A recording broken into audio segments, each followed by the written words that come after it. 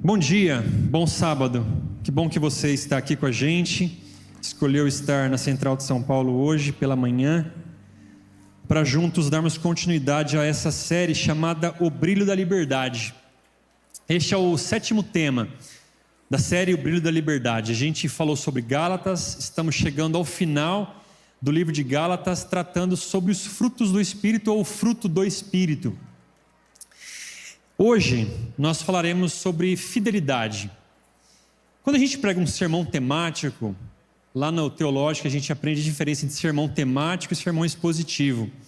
O sermão expositivo é aquele sermão em que a gente pega um texto, um capítulo da Bíblia e discorre sobre ele. O temático, a gente pega um tema da Bíblia e vai encontrando vários textos que vão fazendo aporte a este tema, como se fosse uma espécie de um quebra-cabeça. Eu falei sobre amor e sobre alegria há alguns sábados atrás. Hoje vou falar sobre fidelidade. E a gente vai pegando um conceito aqui, outro ali, e particularmente a minha mente, ela funciona, ela precisa de um fio condutor, de uma linha de raciocínio, para poder entender e para poder encaixar todas as coisas. Eu tenho um fio condutor para hoje, mas eu queria de forma diferente, começar de uma maneira mais técnica, para definirmos o que é fidelidade. A gente começa sempre perguntando o que é fidelidade no hebraico e no grego. Você sabe que no Antigo Testamento nós temos o hebraico e no Novo o grego. Fidelidade no hebraico se diz emuná e no grego pistis. Eu não falo nenhum dos dois, nem hebraico nem grego, mas é só para mencionar. E tanto emuná quanto pistis, hebraico e grego, querem dizer a mesma coisa: firmeza, lealdade, constância, confiança. Existem outros sinônimos também. Fidelidade, firmeza, lealdade, confiança, compromisso, constância. E notei, vai ser colocado na tela, que havia uma definição bastante clara em uma enciclopédia de Bíblia, Teologia e Filosofia, escrita por Russell Champlin. Ele escreve assim, a fidelidade é caracterizada pela firmeza, também pela certeza de propósitos. A fidelidade é caracterizada por uma atitude e uma conduta justa, pela devoção de alguém a uma pessoa ou a uma causa, pela incorruptibilidade, pela sinceridade, pela confiabilidade e pelo cumprimento das promessas e votos feitos pela lealdade sincera. Eu achei tão boa essa definição, achei que ele captou tão bem a ideia de fidelidade, que eu resolvi trazer a vocês. Se a gente resumir esta citação toda, eu tenho para mim que fidelidade se resume em 3 Cs. Chamei de os 3 Cs da fidelidade: consistência, confiança e compromisso. Está ali, ok, que bom. Consistência, confiança e compromisso. Os 3 Cs da fidelidade. E lembrei que estes 3 Cs aparecem em uma importante obra da literatura mundial, O Pequeno Príncipe. O Pequeno Príncipe foi considerado, ano passado, 2024, como o 2º livro favorito dos brasileiros. Primeiro, a Bíblia. Segundo, Pequeno Príncipe. A nível mundial, O Pequeno Príncipe foi o 2º livro mais traduzido. Primeiro, a Bíblia. Eu demorei um pouco mais de tempo para ler O Pequeno Príncipe, porque achava que O Pequeno Príncipe era um livro para crianças. Mas, por incentivo da minha esposa, acho que há 10 anos, eu li O Pequeno Príncipe. E lembrei que consistência, confiança e compromisso se encontram muito presentes no Pequeno Príncipe. Como eu disse, O Pequeno Príncipe não é um livro para crianças, é um livro para adultos, é um livro filosófico, não é de filosofia, mas é um livro filosófico. E O Pequeno Príncipe procura conversar, falar ao coração dos adultos com a sensibilidade de uma criança. Sobre o que fala O Pequeno Príncipe? Só para eu ter uma ideia, quem já leu O Pequeno Príncipe aqui? Uma boa parte, tá bom. Para quem já leu, vou relembrar. Para quem não leu, O Pequeno Príncipe conta de um enredo que funciona mais ou menos assim. um piloto estava sobrevoando o deserto do Saara. De repente, o avião sofre uma pane e o avião cai no meio do deserto. O piloto não morre, mas ele fica sem condições de pedir ajuda a ninguém. Então, ele começa a tentar consertar o seu avião, quando ele é surpreendido por um menininho loiro com roupas estranhas. Este é o Pequeno Príncipe. O Pequeno Príncipe não habita na Terra. Ele habita num outro país, num outro planeta, um outro mundo, chamado B612. É um planeta tão pequeno que só cabe ele. Ali o Pequeno Príncipe vive uma vida pacata, tranquila, ele cuida das plantinhas dele, ele vê o pôr do sol, uma vida bem sossegada. Um certo dia, uma semente vem do universo, do espaço, e cai no planeta dele e brota uma rosa, uma linda rosa. A rosa, ela é bonita, ela é vaidosa, ela é fútil, ao mesmo tempo doce e encantadora. E o Pequeno Príncipe se apaixona tanto pela rosa que ele começa a fazer tudo por ela. Em dado momento, o Pequeno Príncipe se assusta com o poder que a rosa tem sobre ele e com os sentimentos dele em relação à rosa. Ele decide, por causa disso, fugir. E na sua fuga, ele passa por diversos outros planetas e conhece vários outros personagens que falam a nossa experiência de adultos. Finalmente, ele chega à Terra. E na Terra também ele conhece outros personagens, ele descobre muita coisa, e na Terra ele desvenda os reais sentimentos dele em relação à rosa. E essa descoberta de sentimentos se dá a partir da conversa com a raposa, um dos personagens que ele conhece aqui na Terra. E quando ele se encontra com a raposa, ele pede: raposa, brinque comigo. E ela diz: não. Mas por que não? Pergunta o Pequeno Príncipe. Porque você não me cativou, responde a raposa. E o que é cativar? Pergunta ao Pequeno Príncipe. É criar laços, responde a raposa. A partir deste ponto da conversa, eu quero entreter a minha conversa com vocês sobre fidelidade. Fidelidade é consistência, confiança e compromisso.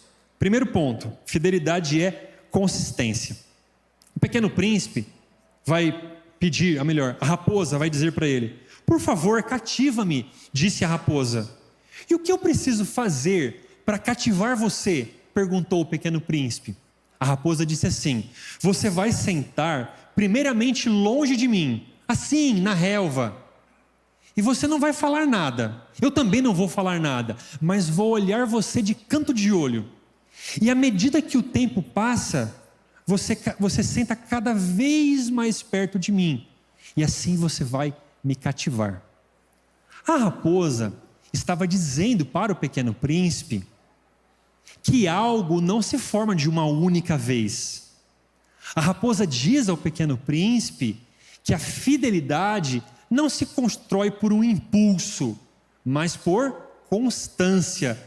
Todo processo exige tempo, exige paciência, exige consistência. Isso nos lembra de um personagem bíblico, Daniel, um outro pequeno príncipe que habitou num outro lugar chamado Babilônia. Daniel, diz o capítulo 6, versículo 4, que os outros administradores e altos funcionários começaram a procurar falhas no modo como Daniel conduzia as questões do governo, mas nada encontraram para criticar ou condenar. Vejam o que é dito sobre Daniel. Ele era leal, sempre responsável e digno de confiança. Leal, sempre responsável e digno de confiança. Quando o texto descreve Daniel, ele descreve que estas características se aplicavam principalmente no ato de Daniel orar. A gente lê a Bíblia e sabe que Daniel orava 3 vezes ao dia, todos os dias. E quando eu noto, ou quando a gente nota este empreendimento de oração de Daniel, nós temos para nós que Daniel tinha uma disciplina admirável. Orava 3 vezes ao dia, todo dia. E a gente vê essa consistência de Daniel como algo quase sobre-humano. Mas será que Daniel nunca perdeu uma hora de oração? Será que Daniel nunca teve um imprevisto de trabalho? Será que Daniel nunca ficou preso no trânsito? Será que ele nunca perdeu a hora ao acordar? O ponto aqui é que Daniel era humano como nós. E se ele era humano, sujeito às mesmas fraquezas que nós temos, Daniel certamente falhou algumas vezes. O texto não menciona. Inclusive sobre Daniel e José, nós não temos nenhuma menção de pecado. Tanto Daniel quanto José eram fiéis, eram consistentes, mas a consistência não pode ser igualada à perfeição. Consistência e perfeição são coisas completamente diferentes. Consistência não significa não falhar. Consistência significa recomeçar quantas vezes forem necessárias. Consistência não significa nunca falhar, mas recomeçar quantas vezes forem necessárias. A gente tem um pouco de dificuldade para conceber essa ideia, porque a gente meio que assume uma mentalidade tudo ou nada. É melhor fazer da melhor forma, do contrário, é melhor nem fazer. Se não for do melhor jeito, se não for o melhor que eu posso dar, é melhor nem começar, é melhor nem continuar.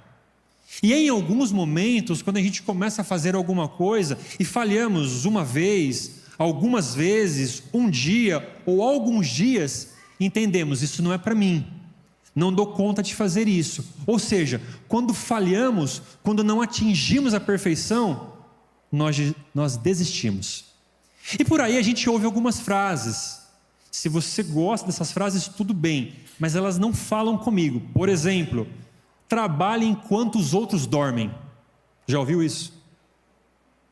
Bata no peito e diga: eu posso, eu quero, eu vou conseguir. Você é o espermatozoide mais eficiente, o que chegou primeiro. Você é imparável e o fracasso não é uma opção. Eu não gosto muito dessas frases, porque elas vão de encontro ao pensamento bíblico. Provérbios 24:16 vai dizer que o justo cai 7 vezes e levanta. O que me leva a entender que o justo, que a gente reporta como o certo, a boa pessoa, o consistente, o perfeito, o justo cai 7 vezes, ou seja, é permitido cair, é permitido falhar. Jesus vai dizer em Mateus 11:28, venham a mim todos os que estão cansados. É permitido se cansar, é permitido estar sobrecarregado, e eu vos aliviarei. E Paulo vai dizer, a minha graça te basta, ou Deus vai dizer para Paulo, a minha graça te basta, o que me leva a admitir as minhas reais fraquezas e as minhas limitações, que eu não sou tão autossuficiente quanto eu achava que era. O discurso contemporâneo da consistência gera esgotamento. O discurso bíblico da consistência motiva o recomeço. Consistência não é perfeição. Consistência é recomeçar quantas vezes forem necessárias. Se você está tentando implementar ou estabelecer um hábito em sua vida, primeiro, comece com um porquê. Por que você vai fazer isso? Qual a razão de você fazer isso?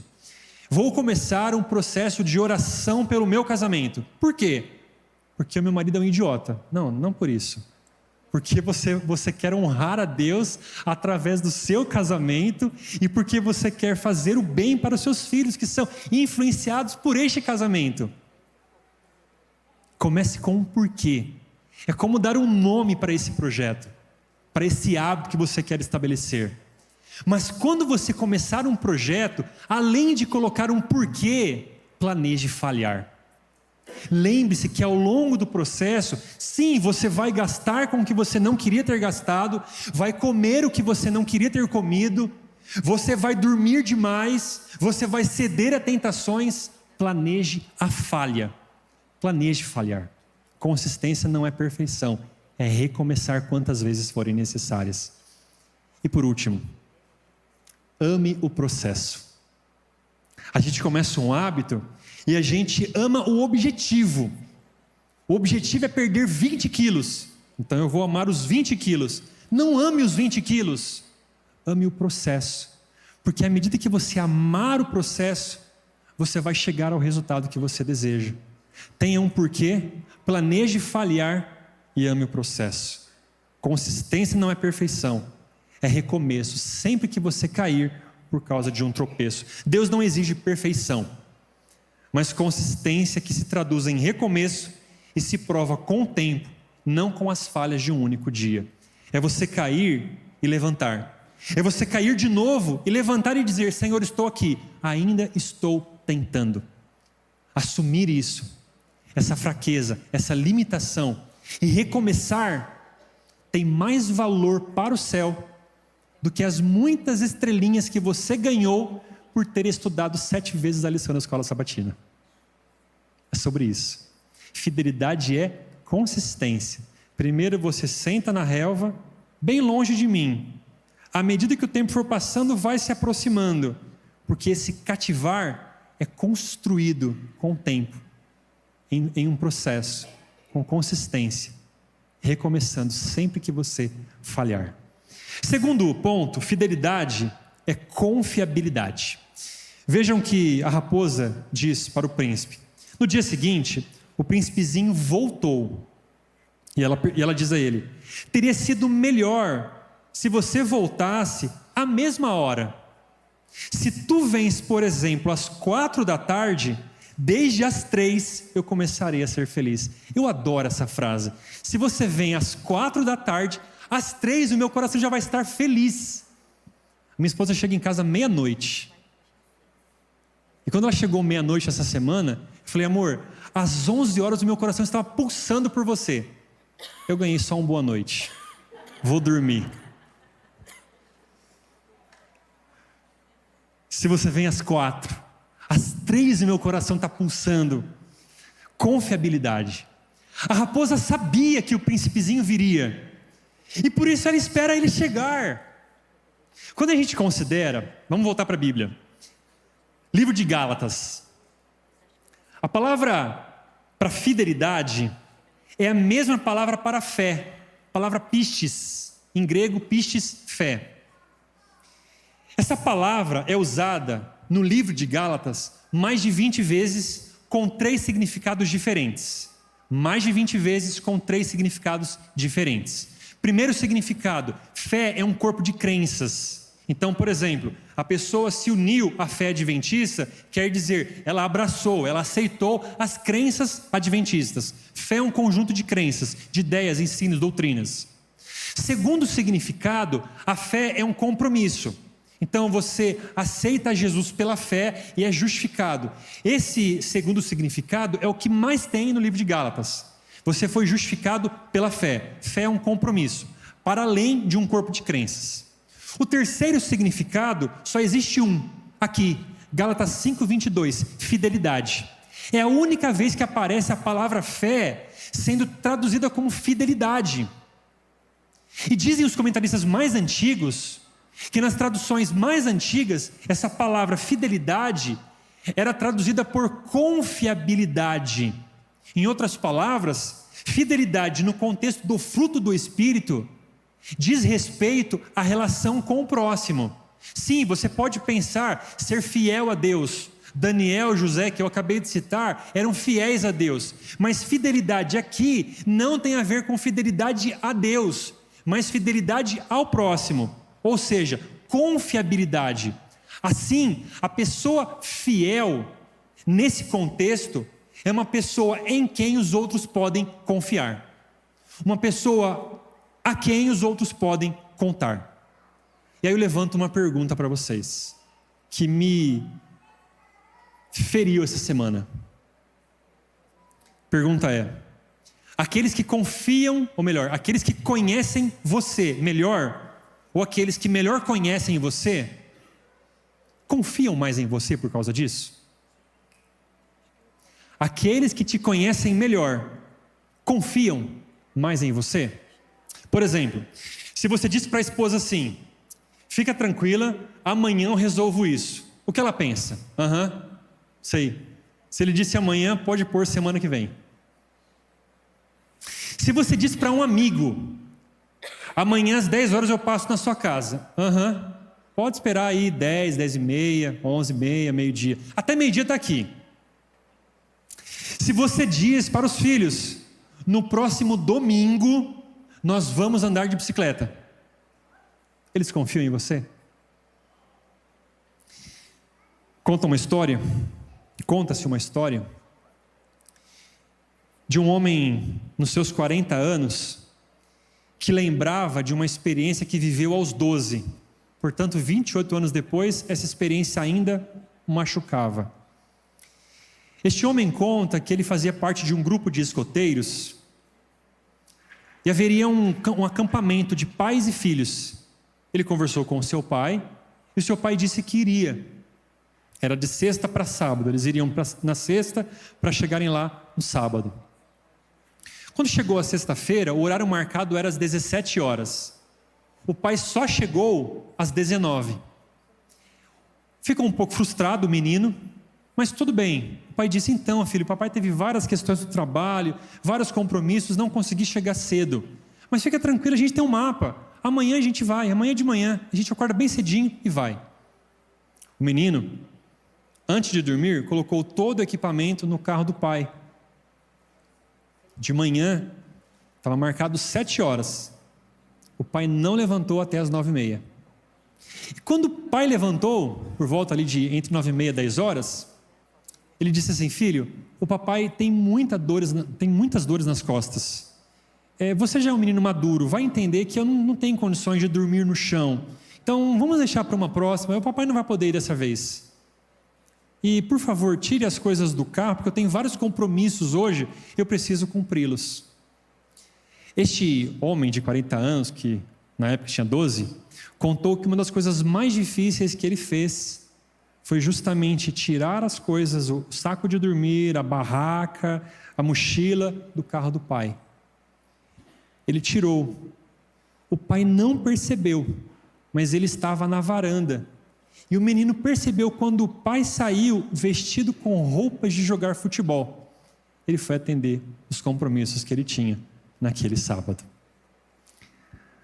Quando Paulo diz, em Gálatas 5:22, ele diz que aqueles que seguem a Jesus, aqueles que permitem que o Espírito Santo trabalhe em suas vidas, têm como evidência pessoas que podem esperar que sejamos fiéis em nossos compromissos. Mas há uma outra história. 2 irmãos, 10 e 13 anos, contam que o seu pai prometeu que tiraria a quarta-feira de folga para levá-los ao circo. Eles ficaram tão radiantes, teriam o pai durante todo aquele dia e ainda por cima os levariam ao circo. No almoço, enquanto almoçavam para depois ir ao circo, alguém do trabalho ligou para o pai. Ele atendeu, ok, entendi, hoje à tarde não dá, já tenho um compromisso. E desligou. A esposa disse para ele, você tomou uma sábia decisão, porque o circo volta, daqui a algum tempo o circo retorna à nossa cidade, mas a infância não. O circo volta, a infância não. Aqueles que nos conhecem melhor, confiam em nós. Quando o Espírito Santo atua em nós, nós nos tornamos pessoas de palavra, pessoas com quem os outros podem contar, pessoas confiáveis. Se você vier às 4 horas, eu te espero desde as 3, e eu vou esperar com todo o meu amor e expectativa por você. Aqueles que nos conhecem melhor, confiam em nós? Fidelidade como confiabilidade. E por último, fidelidade como compromisso. Assim, o pequeno príncipe cativou a raposa. Mas quando chegou a hora da partida, a raposa disse, eis o meu segredo. É muito simples. Só se vê bem com o coração. O essencial é invisível aos olhos. Foi o tempo que você perdeu com a tua rosa que fez dela tão importante para você. Os homens tendem a esquecer uma verdade, tu te tornas eternamente responsável por aquilo que cativas. Foi o tempo que você perdeu com a sua rosa que fez dela tão importante. Tu te tornas eternamente responsável por aquilo que cativas. Que frase extraordinária. Quando a gente olha para o ministério de Jesus, Jesus teve muito a dizer sobre fidelidade. Mas em todas as vezes que aparece a palavra fiel, fidelidade, fé, no ministério, nos ensinos de Jesus, sempre quer dizer uma de três coisas. Fidelidade é o tratamento com as pessoas, a forma como você administra os recursos e a forma como você responde a Deus. Fidelidade no trato, fidelidade nos recursos, fidelidade a Deus. Sempre Jesus vai tratar sobre uma dessas três coisas. Para efeitos da nossa mensagem aqui, eu quero pegar fidelidade em relação às pessoas, para dizer que a fidelidade é um compromisso de agregar valor a cada pessoa com quem eu interajo. Isso significa que onde quer que eu vá, eu vou abençoar. O que quer que eu faça, eu serei generoso. Quem eu encontrar, eu vou encorajar. A fidelidade como um compromisso é não desperdiçar encontros, é falar de uma forma a construir e não ferir, é estar presente para impressionar, não para impressionar, mas para abençoar, é encerrar cada conversa de uma forma diferente. Como assim?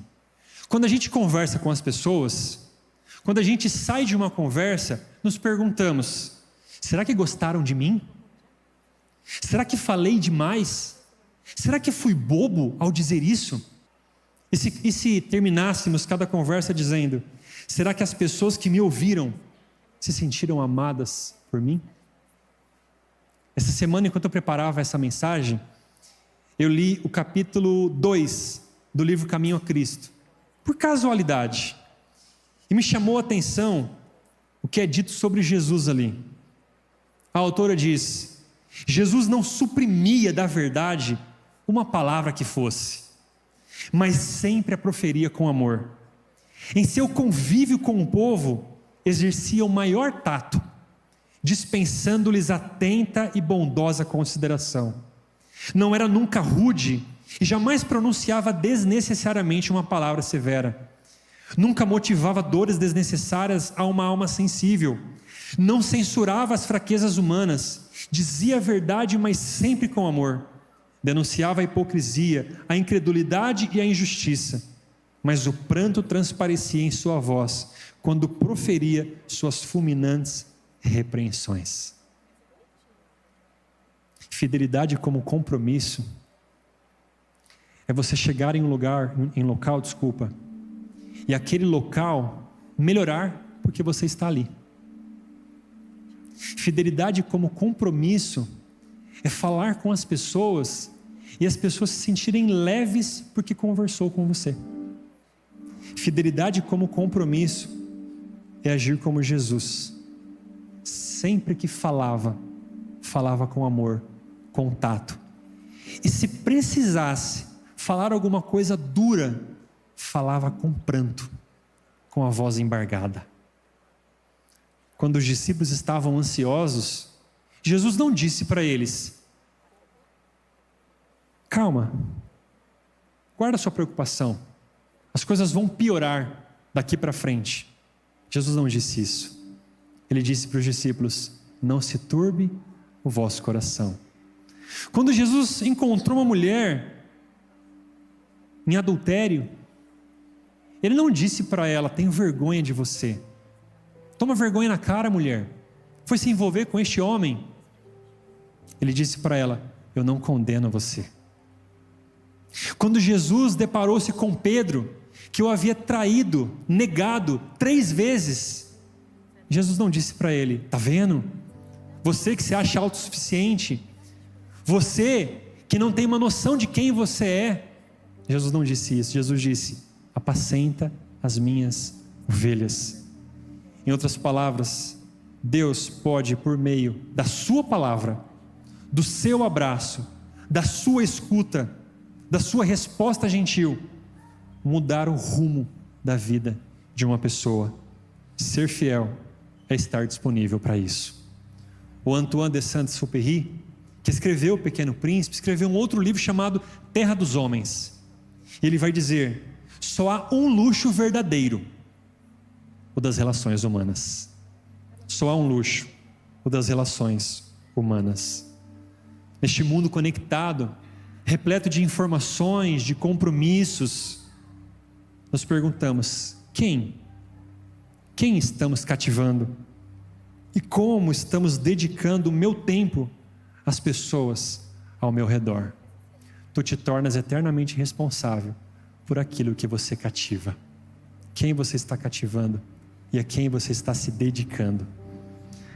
Um dos grandes professores de homilética nos Estados Unidos, chamado Fred Craddock, ele conta uma ilustração em seu sermão sobre fidelidade. Ele vai dizer assim: algumas pessoas acham que fidelidade é algum tipo de ato heróico, algum tipo de ato grandioso. É como se você chegar à mesa de Deus e entregar uma nota de $100, está aqui, ó, minha fidelidade. Ele diz que Deus olha para ele e diz: reparta esta nota em moedas de 1 centavo e entregue cada moeda a uma nova pessoa. Uma resposta gentil, um ato de fidelidade. Uma escuta atenta, um ato de fidelidade. Uma resposta branda, um ato de fidelidade. Reparta essa necessidade de termos um ato heróico, de sermos fiéis e demonstrarmos essa fidelidade com pequenas cortesias, com pequenas gentilezas que fazemos ao longo da vida com as pessoas às quais nos deparamos. Fidelidade é consistência, fidelidade é confiabilidade, fidelidade é cumprimento, é compromisso. O príncipezinho estava agora se despedindo da raposa. Graças a ela, ele entendeu os sentimentos dele em relação à rosa. E ele entendeu que a rosa era única, não por causa da sua beleza, mas porque ele dedicou tempo a ela. Ele regou a rosa, ele protegeu a rosa, ele cuidou dia após dia daquela rosa. Mas essa história do Pequeno Príncipe é um eco da história bíblica. Nós somos como rosas cheias de espinhos, mas Deus nos cativou com seu amor, tornou-se responsável por nós, nos regou com sua graça, nos protegeu com suas promessas e nos cuidou a partir de sua fidelidade. Como disse o salmista, o Senhor é fiel em todas as suas promessas e bondoso em tudo o que faz. Ele nos cativou e se tornou eternamente responsável por mim e por você. Que Deus te abençoe e que você viva isso na sua vida.